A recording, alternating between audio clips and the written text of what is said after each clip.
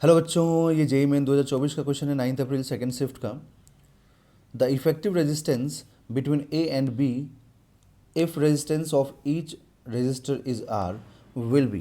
बोल रहा है कि इफेक्टिव रेजिस्टेंस क्या होगा ए एंड बी का अगर resistance of each resistor R है तो। ठीक है, तो ये जो डायग्राम है बच्चों, मैं आपको यहाँ पर ज़रा एक्सप्लेन करूँ इस चीज़ को कि क्या आपने को समझना है और क्या करना है। देखिए, यहाँ पर मान लीजिए आपने करंट को फ्लो कराया। ठीक है, आपने करंट फ्लो कराया तो यहाँ से करंट जब ऐसे तीन पार्ट में स्प्लिट होगा, बट मैं आपको एक चीज़ बोलूँगा यहाँ पर कि देखिए तीनों रजिस्टर ये तीनों रजिस्टर क्या है, इक्वल हैं। तो तीनों रजिस्टर अगर इक्वल है तो तीनों में करंट इक्वल जाएगा। ठीक है, और अगर तीनों में करंट इक्वल जाएगा तो मान लीजिए कि ये पॉइंट इधर बी है ना, तो ये सी मान लीजिए, इसको डी मान लीजिए, इसको ई मान लीजिए और इसको एफ मान लीजिए। ओके, तो हम लोग क्या बोलेंगे कि सी से डी का जो पोटेंशियल डिफरेंस होगा वो आई इंटू आर होगा। ठीक है, यहाँ से सी से ई का जो पोटेंशियल डिफरेंस होगा वो भी आई इंटू आर होगा। यहाँ पर सी से लेके एफ का जो पोटेंशियल डिफरेंस होगा वो भी आई इंटू आर होगा। ठीक है, तो पोटेंशियल डिफरेंस यहाँ पर सभी में क्या मिल रहा है, सेम मिल रहा है। मतलब हम लोग क्या बोलेंगे, देखिए हम लोग ये बोलेंगे कि potential difference between C D is equal to potential difference between C E is equal to potential difference between C F. Okay, तो अगर सभी में पोटेंशियल डिफरेंस सेम मिल रहा है, क्योंकि सभी का पोटेंशियल डिफरेंस एक ही आ रहा है ना, आई इंटू आर आ रहा है। ठीक है, तो अगर सभी का पोटेंशियल डिफरेंस सेम है बट सभी में एक पॉइंट कॉमन है, देखो सी वाला, देखो सभी में सी वाला पॉइंट कॉमन है, इसका मतलब सभी का जो पॉइंट डी और ई और एफ होगा ना, वो सबका पोटेंशियल क्या हो जाएगा, सेम हो जाएगा। तो इन सबका पोटेंशियल सेम हो जाएगा।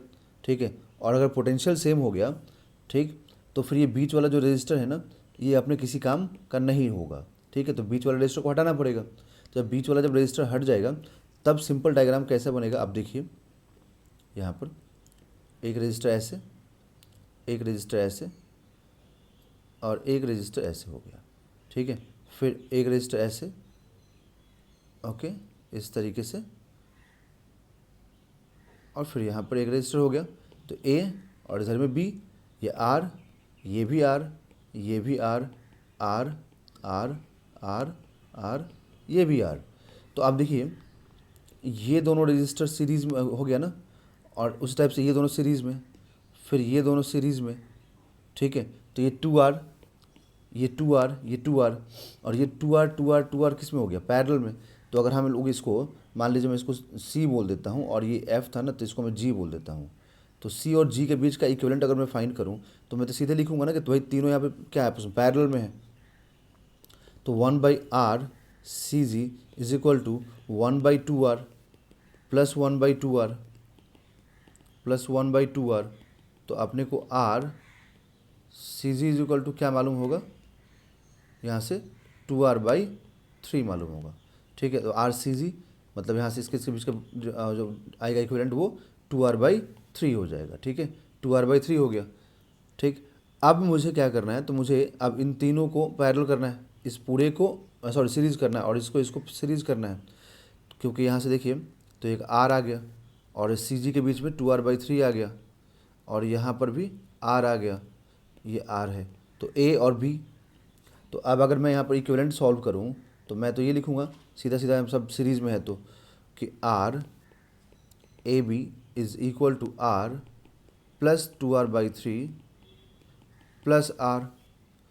तो ये कितना मिलेगा, एलसीएम लेने के बाद देखो 2r प्लस 2r/3, तो यहाँ से आ जाएगा ये 6r after taking LCM plus 2r/3, that is 8r/3।